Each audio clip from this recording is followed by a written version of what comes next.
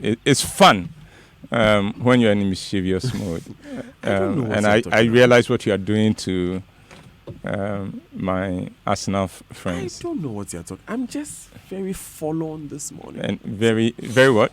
Very forlorn. It's yeah. I had a foresight. Spell yesterday. it. Forlorn. Yes, spell. FORLORN.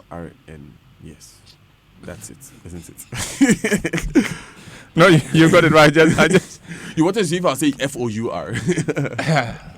Well, anyway, congratulations to Chelsea.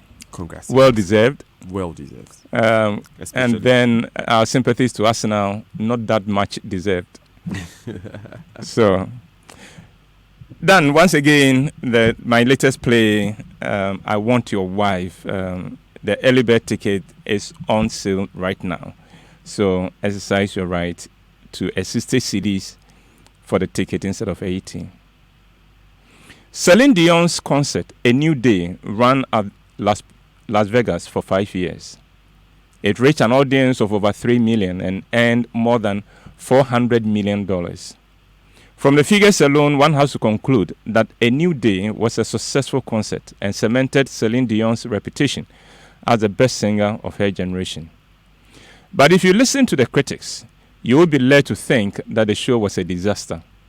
One critic dismissed her performance as inconsequential at best. Another critic wrote that Celine's performance, quote, magnified her lack of soulfulness, end of quote. Fortunately for all of us, Celine Dion did not allow these harsh and negative reviews and criticisms to discourage her. She focused on perfecting her show and left the criticisms to the critics, most of whom had never recorded even one song or done one concert in their lives. And the result of that resolve from Celine Dion is that A New Day is hailed as one of the most successful concerts in history. Tyler Perry is an actor, director, playwright, and producer, and I am a big fan of his. Tyler has given us such wonderful plays as My Dear Goes to Jail, My Dear's Family Reunion, Why Did I Marry, I Can Do Bad All By Myself, Meet the Browns, and many other exciting plays and films and TV series.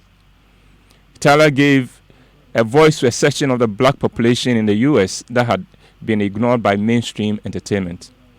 He is one of the most successful creative people of his generation. In 2011, Forbes named him the highest paid man in entertainment. He earned $130 million between May 2010 and 2011. But if you listen to his critics, he is a failure.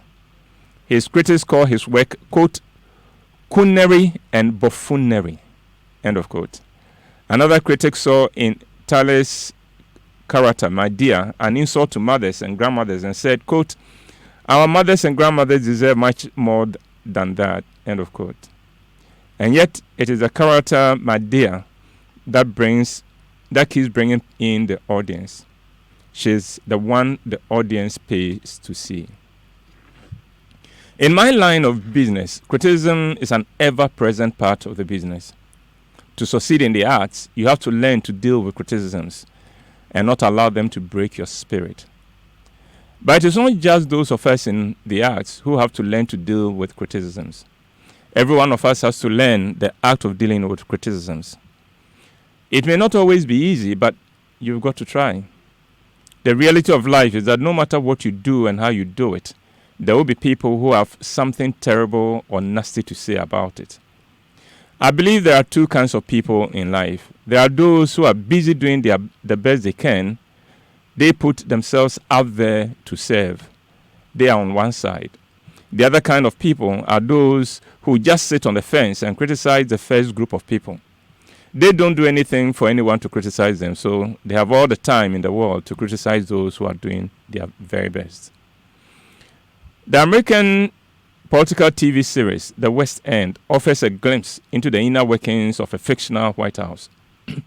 The show's legitimacy, political slant, and idealistic representation of Washington, as well as its notable writing and film merits, generated considerable discussion. I was addicted to the series. I loved every episode of the series. I love the characters. I love the issues explored in each episode, and I love the dialogue. So imagine my surprise when I found some critics dismissing it as unrealistic and too sentimental.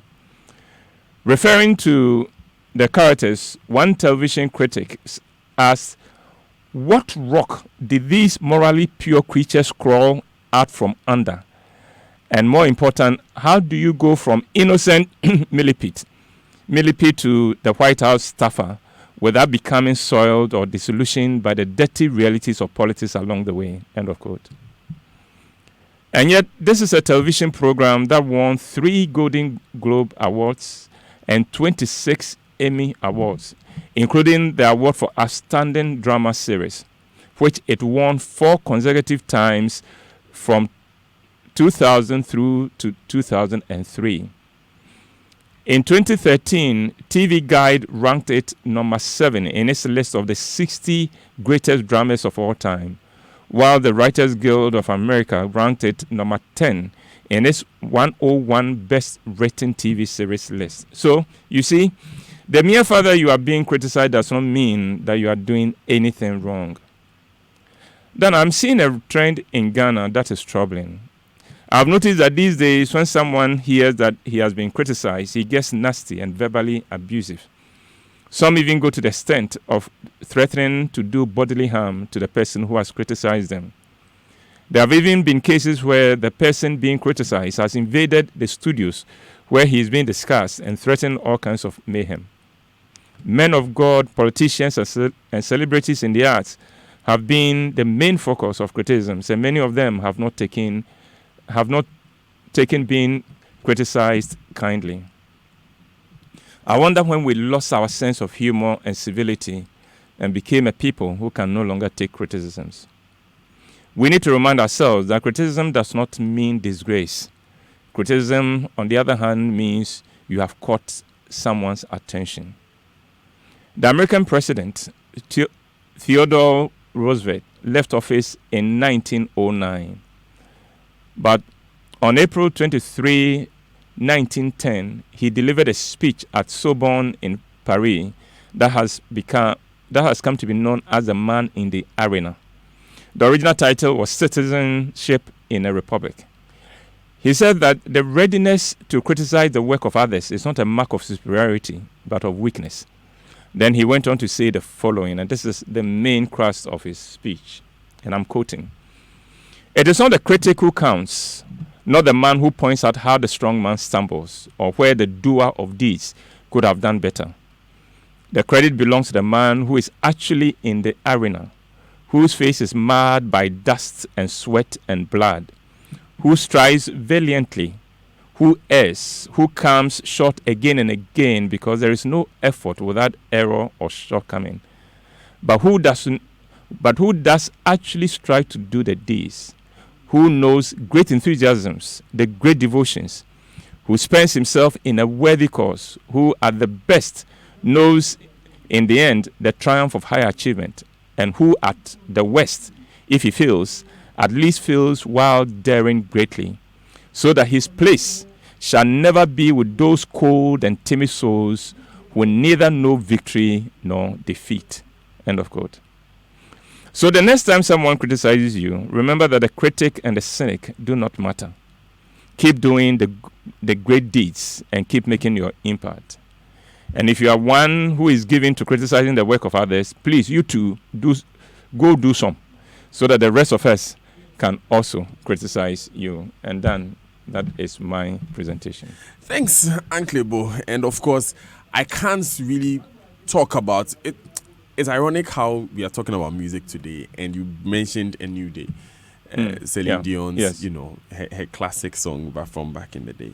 But Uncle Bo, thank you very much for joining us for today's You're welcome. Manifest is in a class of his own. He's in a class of his own, and if you know his background and things like that, it will come as no surprise to you. Of course. The interesting thing is that he's delivering lecture at the Ghana Academy of Arts and Sciences tonight, the Ephraim Amu lecture. Okay.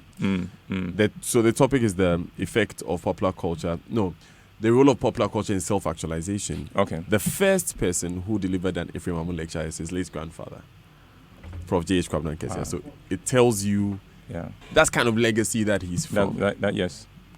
Because Prof was also an ethnomusicologist, a musician right, who is an academic, who is very erudite and is a great thinker. And that's why we are spending time with Manifest this morning. It's going to be the apple does not fall too far from the tree, does it? At all.